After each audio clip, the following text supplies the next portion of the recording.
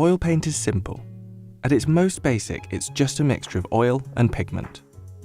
But depending on the colour and quality, a litre of this paint could cost you between $285 and $1,000. So what is it that makes this paint so special, and why is it so expensive?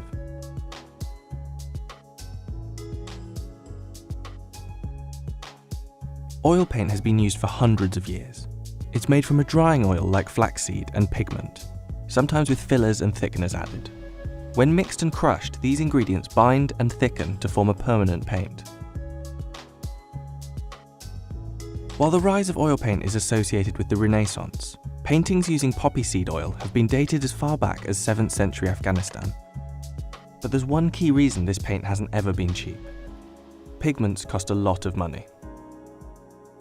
So in a good oil paint, you're going to be looking for high pigment loading and a good quality pigment in that high pigment loading. So it doesn't matter if you have loads of pigment if it's a bad quality pigment. You're looking for light fastness so it doesn't fade, and tests on light fastness that have been going on for generations, in fact, for some pigments. So you're not going to create a masterpiece and then 50 years down the line, it's completely washed out. The highest quality oil paint can be up to 75% pigment. And throughout history, the most sought-after pigments have been worth far more than their weight in gold. And that's because they take a lot of work to discover and to make. The favourite imperial colour in Roman times, Tyrian purple, was a bright pigment made from the glands of sea snails, and it could take 12,000 snails to make just 2 grams of the colour. Indian yellow was originally made from the urine of cows fed only on mango leaves, and in the 16th to 19th centuries, mummy brown was actually made with the ground-up remains of Egyptian mummies. And while the colour was perfect for some flesh tones, we quickly ran out of mummies to use. Pigments do dramatically change the cost, and in professional levels, you'll have series. So you'll have probably series 1, well, up to series 7. The higher the number, the more expensive it is. And that's due to the pigments, how difficult they are to obtain, where they come from, and also how in demand they are as a product in the real world. Possibly the most valuable, though, was ultramarine, literally meaning beyond the sea, as it had to be mined in Afghanistan.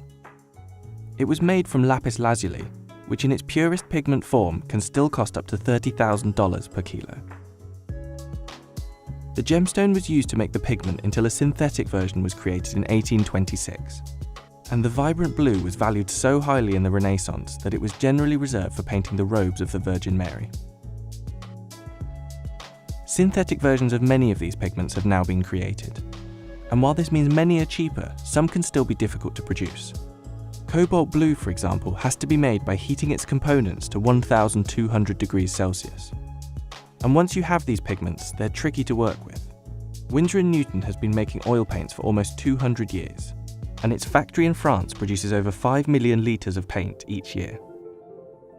In fact, produce paint is like cooking. So we have mixing, so we are mixing components like pigments and other additives like oil.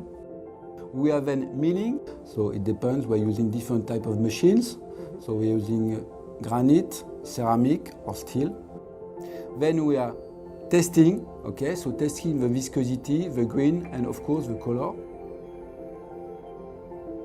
The whole process is so select. So for every single pigment, you need to handle it in a particular way. So it will need a particular amount of oil with it, and that ratio changes for every pigment. And you're going to need to grind it to a particular fineness. And actually, even with the same pigment, the milling and the grinding will affect the colour you have.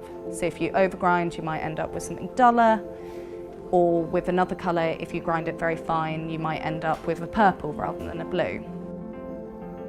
The research and testing for these colours can take months or even years to get right. Small samples of each colour are made in a lab to measure consistency and light fastness.